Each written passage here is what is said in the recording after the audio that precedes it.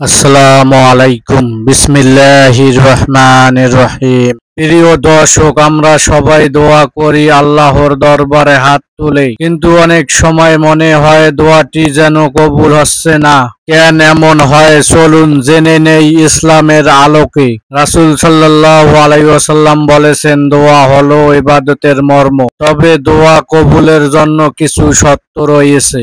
প্রথম, হারাম উপার্জন ও হারাম খাবার থেকে দূরে থাকো।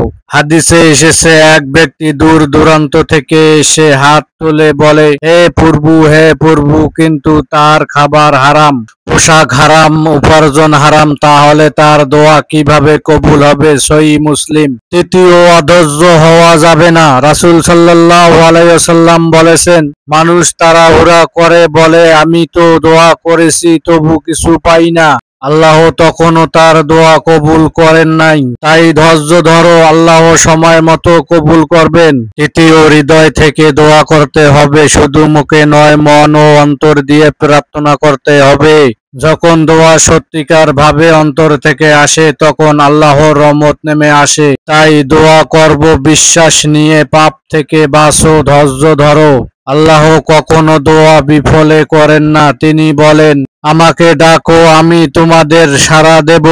প্রিয় ভাই ও বোনেরা, আপনার মূল্যবান মন্তব্য জানিয়ে দেবেন, লাইক করে দেবেন। ইসলামিক কন্টেন্ট পেতে আমার চ্যানেলটা সাবস্ক্রাইব করে দেবেন। ধন্যবাদ।